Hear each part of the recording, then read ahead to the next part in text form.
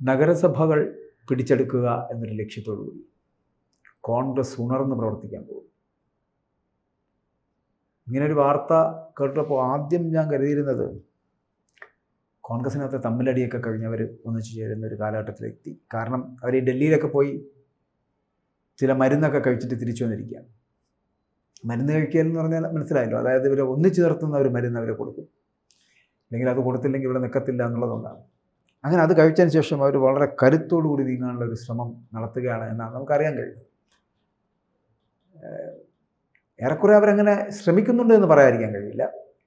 കാരണം അവരൊരു വലിയ പ്രസ്ഥാനമായിരുന്നു. 2010 തിരഞ്ഞെടുപ്പിലൊക്കെ UDF മുഖ്യ പ്രതിപക്ഷമായിരുന്നു. പിന്നെ എനിക്ക് തോന്നുന്നു 2015 മുതലാണ് BJP പ്രതിപക്ഷത്തേക്ക് എത്തപ്പെടുന്നതും അവരുടെ ഒരു തേരോട്ടം ആരംഭിക്കുന്നതും. പിന്നെ നമുക്കറിയാം 2015 2020 ഒക്കെ നമ്മൾ അങ്ങനെ കണ്ടതാണ്. കഴിഞ്ഞ 3 ടേമായിട്ട് അങ്ങനെ ഒരു രീതിയിലാണ് പൊയ്ക്കൊണ്ടിരിക്കുന്നത്. ഇനിയിപ്പോൾ ഇതിൽ എങ്ങനെയായിരിക്കും എന്നുള്ളത് കണ്ടറിയാം. അപ്പോൾ അതിനെ ഒന്ന് മറികടക്കാൻ കോൺഗ്രസ് വലിയ ശക്തമായിട്ടുള്ള നീക്കങ്ങൾ നടത്തുന്നുണ്ട്. അവരുടെ നീക്കം ഒരു ഭാഗത്ത്, CPM വീണ്ടും അധികാരം നിലനിർത്താൻ വേണ്ടിയിട്ടുള്ള ഒരു ശ്രമം അതൊരു ഭാഗത്ത്, കഴിഞ്ഞ 2-3 വട്ടമായിട്ട് പ്രതിപക്ഷത്തും ചിലപ്പോൾ ഭരണത്തിന്, ഞാൻ പറയാറുള്ളത് കപ്പിനും ചുണ്ടിനുമിടയിൽ അധികാരം നഷ്ടപ്പെട്ടു പോയ BJP മറ്റൊരു ഭാഗത്ത്. നിങ്ങൾക്ക് ഈ കോൺഗ്രസിൻ്റെ പുതിയ ഒരു രീതി അല്ലെങ്കിൽ ഭരണം പിടിച്ചെടുക്കുവാനുള്ള കരുത്ത്, അതിനെ തകർത്ത് മുന്നോട്ട് പോകാൻ കഴിയുമെന്ന് തോന്നുന്നു.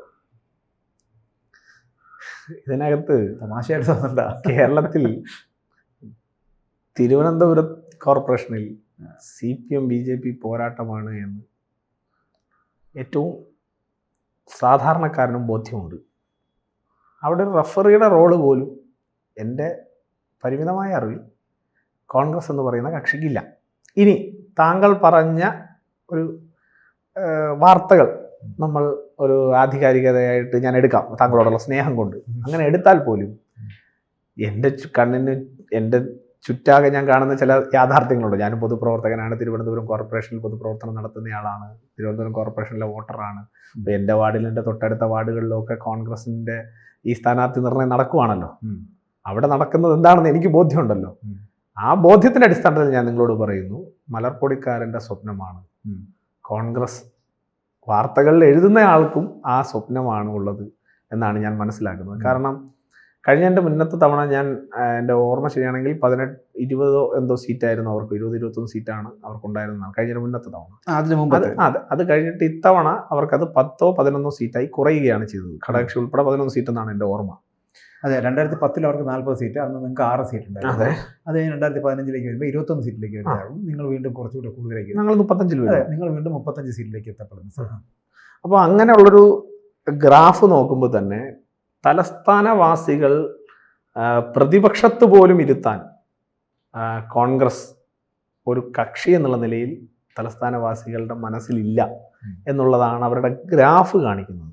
തിരിച്ചു BJPയുടെ ഒരു ഗ്രാഫ് നമ്മൾ നോക്കുന്ന സമയത്ത് നമ്മൾ എന്താണോ അവരോട് പറഞ്ഞത്, നമ്മൾ എന്താണോ 2015 അവരോട് കൺവേ ചെയ്തത്, ആ കൺവേ ചെയ്ത രാഷ്ട്രീയത്തെ അവർ അംഗീകരിക്കുന്നു എന്നുള്ളത് കൊണ്ടാണ് നമുക്ക് വീണ്ടും ആ ഒരു അംഗീകാരം കിട്ടാനുള്ള സാഹചര്യം ഉണ്ടാകുന്നത്.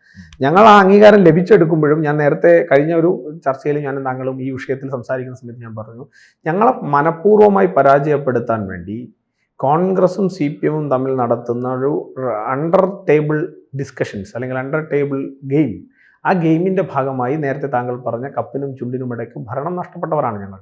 പക്ഷെ അന്നും അല്ല, ഈ ആരോപണം നിങ്ങളെ കുറിച്ചാണ് കൂടുതലുള്ളത്. കാരണം CPMഉം BJPയും തമ്മിൽ അങ്ങനെ CJP എന്ന് പറയുന്നത് ഞാൻ അതിനകത്തൊരു എൻ്റെ ഒരു കണക്ക് ഞാൻ പറയാം. അതായത് BJP ജയിച്ച വാർഡുകൾ, BJP പരാജയപ്പെട്ട വാർഡുകൾ നമുക്കെടുക്കാം. 2ാം സ്ഥാനത്ത് BJP എത്തിയ വാർഡുകൾ, മുൻപ് കോൺഗ്രസ് ഭരിച്ചിരുന്ന വാർഡുകളാണെങ്കിൽ ആ വാർഡുകളിൽ CPM ജയിച്ചിട്ടുണ്ട്. കോൺഗ്രസിൽ നിന്ന് കോൺഗ്രസ് 3ാം സ്ഥാനത്തേക്കും ഞങ്ങൾ 2ാം സ്ഥാനത്തേക്കും CPM 1ാം സ്ഥാനത്തേക്കും. തീരദേശ വാർഡുകളുടെ കണക്ക് നോക്കിയാൽ മതി. ഇനി മറ്റ് സ്ഥലങ്ങളിൽ, ഞങ്ങളെ പരാജയപ്പെടുത്തിയ സ്ഥലങ്ങളിൽ CPM അതിദയനീയമായി 3ാം സ്ഥാനത്ത്. ഇപ്പം ഞാൻ ഒരു ഉദാഹരണം പറഞ്ഞാൽ പെരുന്താന്നി വാർഡ്, കോൺഗ്രസിൻ്റെ ഇപ്പം നഗരസഭ പാർട്ടി ലീഡർ ജയിച്ചു വന്ന വാർഡിൽ 2ാം സ്ഥാനത്ത് BJPയാണ്, 3ാം സ്ഥാനത്താണ് CPM പെരുന്താന്നി പോലൊരു വാർഡിൽ 3ാം സ്ഥാനത്ത് പോകുന്നത് താങ്കൾ ധരിക്കുന്നുണ്ടോ? ശക്തമായ സാന്നിധ്യം കഴിഞ്ഞ തവണ ഞങ്ങൾ ജയിച്ച വാർഡിൽ ഞങ്ങളെ പരാജയപ്പെടുത്താൻ വേണ്ടി പരസ്പരം നടത്തിയിട്ടുള്ള ഒരു അഡ്ജസ്റ്റ്മെന്റിന്റെ ഭാഗമാണത്. അങ്ങനെ നിരവധി വാർഡുകളുണ്ട്, 1, 2, 3 ഒന്നുമല്ല, നിരവധി വാർഡുകളുണ്ട്. ആ നിരവധി വാർഡുകളിൽ ഞങ്ങളെ പരാജയപ്പെടുത്താൻ വേണ്ടിയിട്ട് അവർ നടത്തിയിട്ടുള്ള ഒരു ആസൂത്രിതമായ ശ്രമം. ഈ ശ്രമം ജനങ്ങൾ മനസ്സിലാക്കില്ല എന്ന് അവർ ധരിക്കുന്നുണ്ടോ? ഇനി കോൺഗ്രസിനകത്ത് നമ്മൾ പല ആളുകളുടെ വി എസ് ശിവകുമാർ, കാർത്തികേയൻ സാറിൻ്റെ മകൻ ശബരിനാഥൻ, അതുപോലെ തന്നെ മറ്റു പലരുടെയും പേരുകൾ ഇവിടെ ഉയർന്നു കേട്ടിരുന്നു. അതായത് ഒരു ഘട്ടത്തിൽ കെ മുരളീധരൻ പോലും മേയർ സ്ഥാനാർത്ഥിയായി വരും എന്ന് പറഞ്ഞിരുന്നു. ഇന്ന് അവരുടെ മേയർ സ്ഥാനാർത്ഥി ആരാ? അല്ല, ശരത്ചന്ദ്ര പ്രസാദ് അടക്കം ഉണ്ട്. ഞാനൊരു കാര്യം പറയാം, കോൺഗ്രസിന് ആത്മവിശ്വാസം ഇന്നില്ല. വളരെ കൃത്യമാണത്. അത് വളരെ വളരെ വളരെ വളരെ കൃത്യമാണ്. താങ്കൾക്ക് കിട്ടിയിട്ടുള്ള വാർത്തകളുടെ സോഴ്സുകൾ താങ്കൾ ഒന്നുകൂടി ഒന്ന് പരിശോധിച്ചാൽ എൻ്റെ കണ്ണിന്റെ മുൻപാകെ നടക്കുന്ന കാര്യങ്ങൾ ഞാൻ പറഞ്ഞു. എൻ്റെ 5 വാർഡിൽ നടക്കുന്ന രാഷ്ട്രീയം ഞാൻ പറഞ്ഞതല്ല, അല്ല, വാർത്തകൾ, ഞാൻ ആ വാർത്തകളുടെ സോഴ്സ് പരിശോധിക്കണം എന്നാ പറഞ്ഞത്. താങ്കൾക്ക് കണ്ട വാർത്തകളുടെ സോഴ്സ്. കാരണം ഇതിനകത്ത് ഇപ്പോൾ മാധ്യമപ്രവർത്തനത്തിൽ എല്ലാം നിഷ്പക്ഷ മാധ്യമപ്രവർത്തനം അല്ലല്ലോ. അപ്പോൾ സ്വാഭാവികമായും അങ്ങനെയുള്ള സോഴ്സുകൾ കൂടി പരിശോധിക്കപ്പെടണം എന്നുള്ളതാണ്.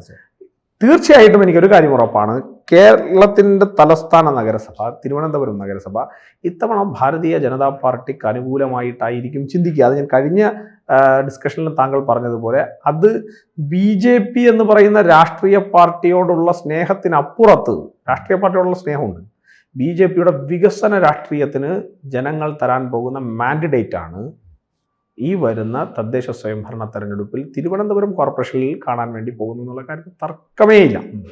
തിരുവനന്തപുരം കോർപ്പറേഷനിൽ ഇപ്പൊ തന്നെ ജനങ്ങളുടെ ഒരു മൂഡ്, നിങ്ങൾ ഒരു ജനങ്ങളുടെ മൂഡ് അറിയാനൊന്ന് പുറത്തേക്ക്. ഞാനത് കൂടുതൽ മനസ്സിലാക്കുന്ന ഒരാളാണ്. ഞാൻ പലപ്പോഴും ഈ കോർപ്പറേഷനുമായിട്ട് ബന്ധപ്പെട്ട് വരുന്ന തെരഞ്ഞെടുപ്പുകളിലൊക്കെ നമ്മൾ പല വട്ടം ഇതുമായിട്ട് ബന്ധപ്പെട്ട് സമീപിക്കാറുണ്ട്, പലരെയും കാണാറുണ്ട്, രാഷ്ട്രീയ പാർട്ടികളോട് ഇടപെടാറുണ്ട്. എല്ലാവർക്കും എപ്പോഴും ആരും ഒരിക്കലും ഈ ശുഭാപ്തി വിശ്വാസക്കാരല്ലാത്തവരല്ലല്ലോ. എങ്കിൽ പോലും പറയുന്ന വിശ്വാസം അത്രത്തോളം എല്ലാവർക്കും ഉണ്ടോ എന്നുള്ള കാര്യത്തിൽ സംശയം ഉണ്ടാകുന്നുണ്ട്. അതിപ്പോൾ കോൺഗ്രസിൻ്റെ ആണെങ്കിലും CPMൻ്റെ ആണെങ്കിലും BJPയുടെ ആണെങ്കിലും ആൾക്കാർ പലരും പലതരത്തിലാണ് അതിനെക്കുറിച്ച് വ്യാഖ്യാനിക്കുന്നത്. പക്ഷെ അപ്പോഴും CPMൻ്റെ ഒരു വല്ലാത്ത ആത്മവിശ്വാസമുണ്ട്. ഞങ്ങൾ തന്നെ തിരിച്ചു വരും, ഈ തിരുവനന്തപുരം നഗരസഭ ഭരിക്കുന്നത് ഞങ്ങൾ തന്നെയായിരിക്കും. മാത്രമല്ല കേരളത്തിൽ അങ്ങോളം ഇങ്ങോളമുള്ള പഞ്ചായത്തുകളിൽ, കാരണം കഴിഞ്ഞ പഞ്ചായത്ത് തിരഞ്ഞെടുപ്പുകൾ കഴിയുമ്പോൾ ഏകദേശം 563 വരുന്ന വാർഡുകളിൽ വാർഡുകളിൽ ജയിക്കുവാൻ അവർക്ക് കഴിഞ്ഞിട്ടുണ്ട് എന്നുള്ളത് പ്രത്യേകതയാണ്. മാത്രമല്ല ഈ വരുന്ന തിരഞ്ഞെടുപ്പിലും അങ്ങനെ ഉണ്ടായാൽ നിയമസഭാ തിരഞ്ഞെടുപ്പിലേക്ക് അവർക്ക് കടന്നു പോകാൻ പറ്റിയ ഒരു മാർഗം കൂടിയാവും, ഒരു വഴി കൂടിയാവും. അപ്പോൾ അവർ വളരെ ആത്മവിശ്വാസത്തിലാണ്. കാരണം ഇന്നത്തെ ദിവസം അതിദാരിദ്ര്യമുക്ത കേരളം പ്രഖ്യാപിച്ച് മുന്നോട്ട് പോകാൻ പോകുന്നു. അടുത്ത പുതിയ പദ്ധതികൾ കൊണ്ടുവരുന്നു. കഴിഞ്ഞ ദിവസങ്ങളിലൊക്കെ 10,000 കോടി രൂപയുടെ പദ്ധതികൾ പ്രഖ്യാപിക്കുന്നു. 2,000 രൂപ ക്ഷേമ പെൻഷനുകൾ ഉണ്ടാക്കി കൊടുക്കുന്നു. 1,000 രൂപ സ്ത്രീകൾക്ക് നൽകുന്നു, സഹായമായിട്ട്, ധനസഹായമായിട്ട് നൽകുന്നു. ഇങ്ങനെ എനിക്ക് തോന്നുന്നു സ്റ്റാലിനെയൊക്കെ കോപ്പി ചെയ്തിട്ടായിരിക്കും ചെയ്യുന്നത്. സ്റ്റാലിൻ 2,000 രൂപ അവിടെ സ്ത്രീകൾക്ക് കൊടുക്കുന്നുണ്ട് തമിഴ്നാട്ടിൽ. അങ്ങനെയുള്ള ചില വികസന പദ്ധതികൾ എന്ന് പറഞ്ഞുകൊണ്ട് ഉള്ള പദ്ധതികൾ, വികസനമാണോ വോട്ടാണോ എന്നൊക്കെ നമുക്ക് കണ്ടറിയാം. അപ്പോൾ ഇത്തരത്തിലുള്ള പദ്ധതികൾ കൊണ്ടുവന്ന് നമുക്ക് വിജയിക്കാൻ കഴിയുമെന്നുള്ള ആത്മവിശ്വാസത്തിലേക്ക് അവരെത്തുകയാണ്. കാരണം ഈ തിരഞ്ഞെടുപ്പ് വരുന്നതിന് തൊട്ട് മുൻപാണ് ഇത്തരത്തിലുള്ള ചില പ്രഖ്യാപനങ്ങൾ നടത്തുന്നത്. ഒന്ന് ആലോചിച്ച് നോക്കിയേ, ഇത്തരത്തിലുള്ള പ്രഖ്യാപനങ്ങൾ നടത്തിയാൽ അതൊരു 3 മാസമെങ്കിലും ഈ പറയുന്ന വാങ്ങുന്ന ആൾക്കാരുടെ കാതിലും കണ്ണിലും ഉണ്ടാവും, കയ്യിലും ഉണ്ടാവും. അപ്പോൾ അവർ പറഞ്ഞെന്താ, നമ്മുടെ സർക്കാർ നമുക്ക് 2,000 രൂപ കൂട്ടിത്തന്നു, അല്ലെങ്കിൽ 2,000 രൂപ തന്നു ക്ഷേമ പെൻഷനുകൾ. ഞാൻ പറയുന്നത് വളരെ പാവപ്പെട്ടവരുടെ കാര്യമാണ് ഈ പറയുന്നത്, അല്ലാതെ അതിൻ്റെ മുകളിലേക്കുള്ളവരല്ല. നമ്മുടെ നഗരത്തിൽ വസിക്കുന്ന നഗരവാസികളിൽ തന്നെ ഇതുപോലത്തെ വളരെ അതിദരിദ്രരുണ്ട്. എങ്കിൽ പോലും അങ്ങനെയുള്ള ആൾക്കാരിലേക്ക് പോകുമ്പോൾ അവർ പറയുന്നതായിരിക്കും ഇത്തരത്തിലുള്ള ചിന്ത. അവിടെയാണ് നിങ്ങൾ ഈ BJP കണക്ക് കൂട്ടുന്നത്, നിങ്ങൾക്ക് നഗരസഭ, തിരുവനന്തപുരം നഗരസഭ ഭരിക്കാൻ കഴിയുമെന്നും പഞ്ചായത്തിൽ ഭൂരിപക്ഷ ഇടങ്ങളിൽ നിങ്ങൾക്ക് വിജയം നേടാൻ കഴിയുമെന്നൊക്കെ പറയും. നേരത്തെ പറഞ്ഞ പോലെ ഇതും ഒരു മലപ്പുറക്കാരൻ്റെ സ്വപ്നമായിട്ട് മാറുകയും. അല്ല, 9.5 വർഷം സഖാവ് പിണറായി വിജയൻ്റെ നേതൃത്വത്തിലുള്ള സർക്കാർ, LDF സർക്കാർ 9.5 വർഷം ഭരിച്ചപ്പോൾ എന്തുകൊണ്ടാണ് ഇത്തരത്തിലുള്ള ആളുകളെ ഒന്നും കാണാതെ പോയത്? 9.5 വർഷവും ഈ പറയുന്ന പിണറായി വിജയൻ സർക്കാരിന് ഈ പറയുന്ന ആശാവർക്കർമാരുടെയും അതുപോലെ മറ്റു സ്കീമുകളിൽ പ്രവർത്തിക്കുന്ന സാക്ഷരതാ പ്രേരകന്മാരെ പോലെയുള്ള ആളുകളുടെയും ഒക്കെ ശമ്പളം ഇതാകേണ്ടിയിരുന്നില്ല, ഇതിനേക്കാൾ കുറച്ചുകൂടി കൊടുക്കേണ്ടതായിരുന്നു, ഇപ്പോൾ തീരുമാനിച്ചതുപോലെയെങ്കിലും കൊടുക്കേണ്ടതായിരുന്നു എന്ന് തിരിച്ചറിയാൻ വേണ്ടി സാധിച്ചില്ലേ?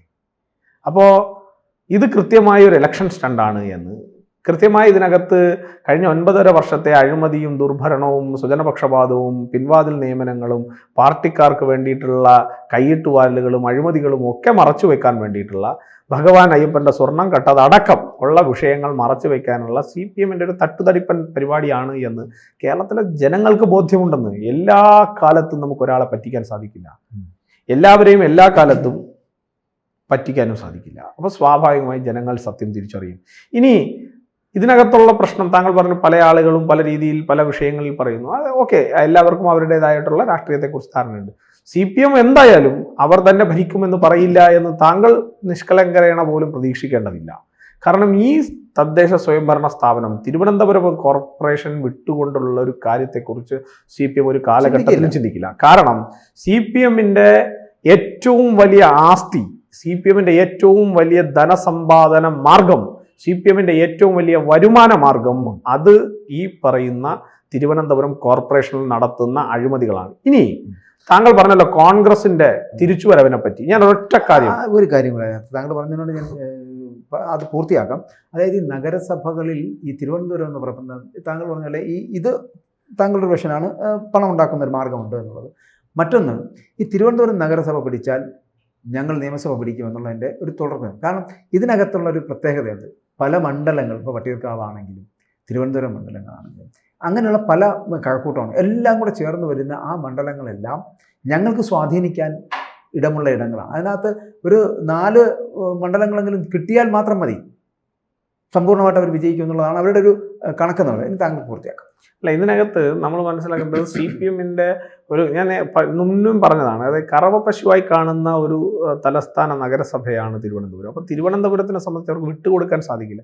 നമ്മൾ കോൺഗ്രസിന്റെ തിരിച്ചുവരവിനെ കുറിച്ച് താങ്കൾ പറയുന്നുണ്ടല്ലോ, അല്ലെങ്കിൽ വാർത്തകൾ പറയുന്നുണ്ടല്ലോ.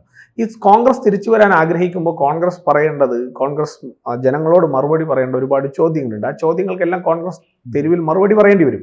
അതിൽ ഒന്നാമത്തെ ചോദ്യം, 2015 വരെ കേരളത്തിലെ തലസ്ഥാന നഗരസഭയിലെ അടിസ്ഥാന വികസന പ്രവർത്തനങ്ങളിൽ പിന്നോക്കം നിന്നിരുന്ന തിരുവനന്തപുരം നഗരസഭയിൽ തങ്ങൾ കോൺഗ്രസുകാർ പ്രതിപക്ഷ സ്ഥാനത്തിരുന്നിട്ട് എന്തുകൊണ്ട് അടിസ്ഥാന വികസന പ്രവർത്തനത്തിന് വേണ്ടിയിട്ടുള്ള യാതൊരു കാര്യങ്ങളും ഈ പറയുന്ന നഗരസഭയെ കൊണ്ട് ചെയ്യിപ്പിക്കാൻ നമുക്ക് സാധിച്ചില്ല? ഒന്ന്, ഈ നഗരസഭയ്ക്കകത്ത് ആദ്യമായിട്ട് 2015 ശേഷമാണോ CPM അഴിമതി നടത്തുന്നത്? 2015 ശേഷമാണോ ഇത്തരത്തിൽ ഇല്ലാത്ത പേരിൽ പൈസ എഴുതിയെടുക്കുന്നത്? ആണോ? അല്ല, 2015 മുൻപുണ്ട്. 2015 മുൻപ് പ്രതിപക്ഷത്താരായിരുന്നു? എന്തുകൊണ്ട് കേരളത്തിനകത്ത് ഇതുപോലെ തലസ്ഥാന നഗരസഭയിൽ നടന്നിട്ടുള്ള കോടിക്കണക്കിന് രൂപയുടെ അഴിമതികളെ കുറിച്ച് ഈ പറയുന്ന കോൺഗ്രസ് എന്ന് പറയുന്ന പ്രസ്ഥാനം മിണ്ടിയില്ല, പ്രതിപക്ഷ പാർട്ടി മിണ്ടിയില്ല? എന്തുകൊണ്ട് തലസ്ഥാന കോർപ്പറേഷനകത്ത് ഇത്തരത്തിൽ തീവെട്ടിക്കൊള്ളയ്ക്ക് മാർഗമുണ്ടായിട്ടും ഉദ്യോഗസ്ഥന്മാരുടെ വലിയ രീതിയിലുള്ള ജനങ്ങളോടുള്ള അറഗൻസ് നിലനിന്നിട്ടും എന്തുകൊണ്ടാണ് ഈ പറയുന്ന കോൺഗ്രസ് എന്ന് പറയുന്ന പ്രതിപക്ഷ പാർട്ടി മിണ്ടാത്തത്?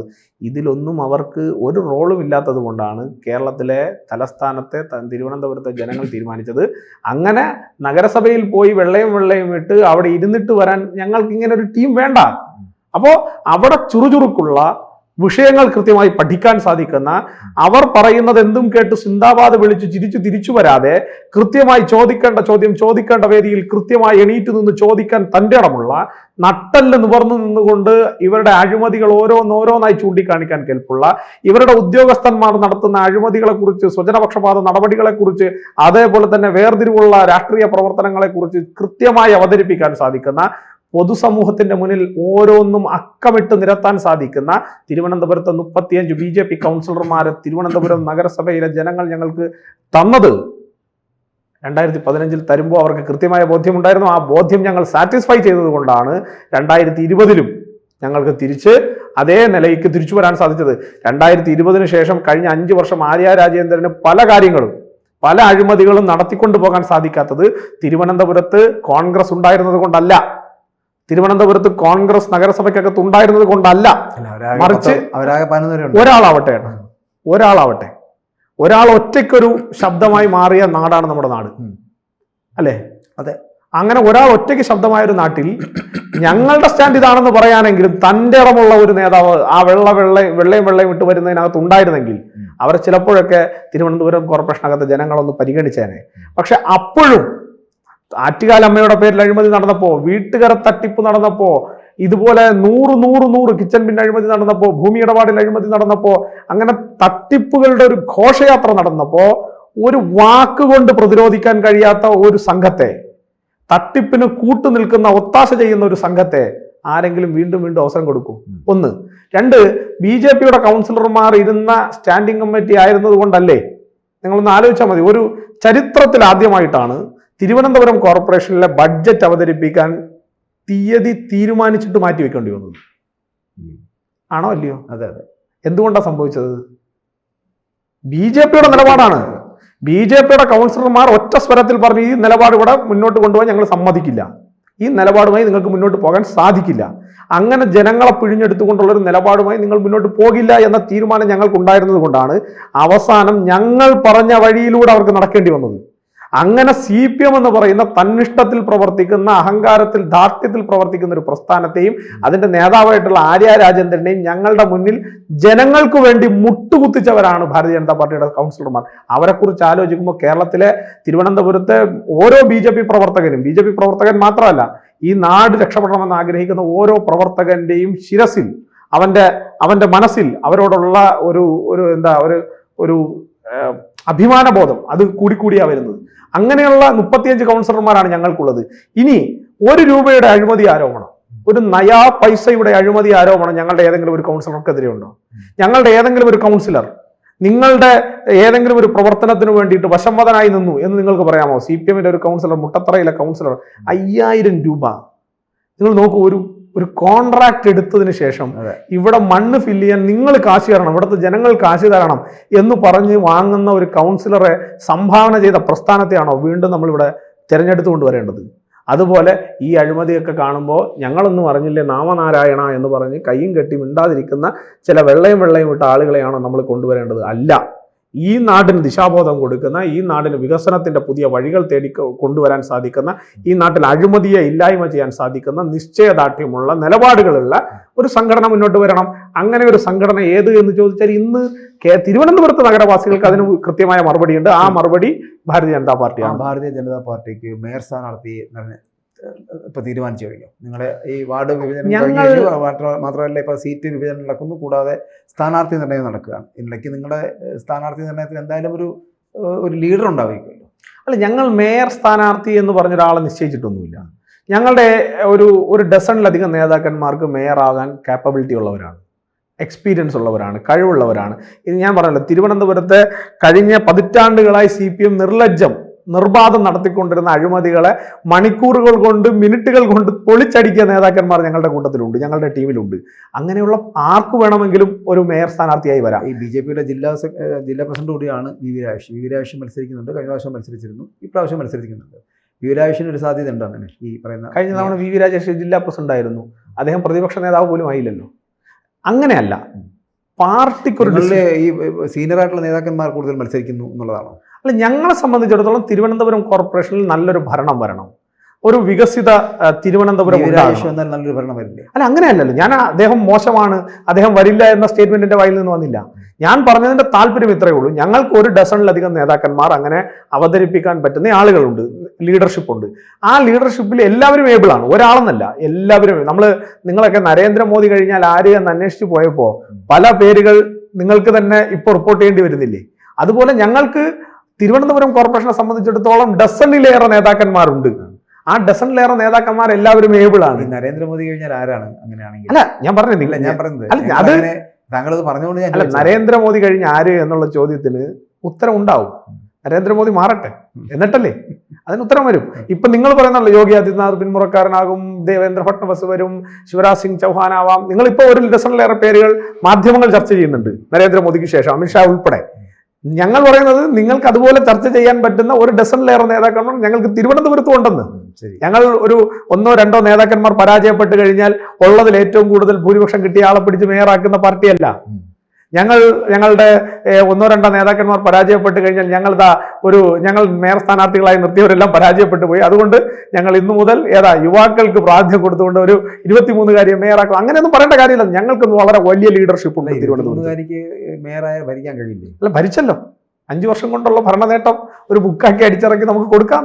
അഴിമതി എങ്ങനെ ശാസ്ത്രീയമായി നടത്താം. അല്ല അതിനകത്ത് ഈ പറഞ്ഞ പോലെ 23 21 ഒക്കെ ആയിക്കോട്ടെ, വയസ്സത്ര ആയിക്കോട്ടെ, ഭരിക്കുമ്പോൾ ഒരു പിൻസീറ്റ് ഡ്രൈവിംഗ് ഉണ്ടെങ്കിൽ സ്വാഭാവികമായിട്ടും ഭരിച്ചു പോകൂടെ?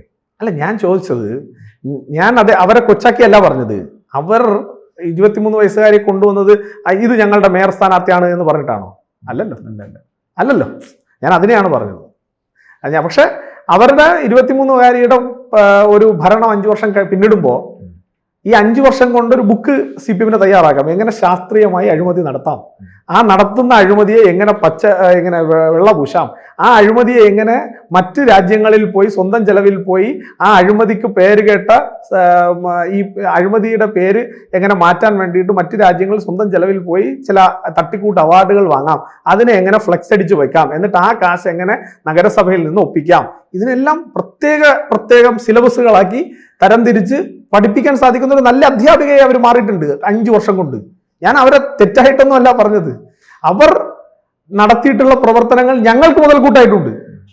കാരണം ജനങ്ങൾ നോക്കുമ്പോൾ ആ മുതൽക്കൂട്ടിലാണ് നിങ്ങൾ അല്ലല്ല, ഞാൻ ആദ്യം തൊട്ടേ പറഞ്ഞു ഞങ്ങളുടെ മുതൽക്കൂട്ട, ഞാനത് ഒരു ഇതിൽ നിങ്ങളോട് പറഞ്ഞു. പക്ഷെ ഞങ്ങളുടെ വിശ്വാസം, ഞങ്ങളുടെ മുതൽക്കൂട്ട്, ഞങ്ങളുടെ 35 കൗൺസിലർമാർ നടത്തിയിട്ടുള്ള വളരെ ഗംഭീരമായിട്ടുള്ള 10 വർഷത്തെ പ്രവർത്തനം, അത് ഞങ്ങളുടെ മുതൽക്കൂട്ടാണ്. അതിനപ്പുറം നിങ്ങളുടെ വിശ്വാസം, ആത്മവിശ്വാസം എന്ന് പറയപ്പെടുന്നത് സമ്പൂർണ്ണമായിട്ടും നിങ്ങൾ ഈ വർഷം, ഈ വരുന്ന തെരഞ്ഞെടുപ്പിൽ തിരുവനന്തപുരം നഗരസഭ നിങ്ങൾ പിടിച്ചടക്കും.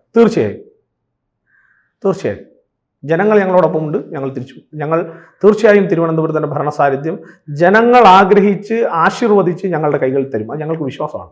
ശരി. കൂടുതൽ വാർത്തകളും വിശേഷങ്ങളും നിങ്ങളിലേക്ക് എത്താൻ ABC മലയാളം സബ്സ്ക്രൈബ് ചെയ്യുക, ബെൽ ബട്ടണും അമർത്തുക.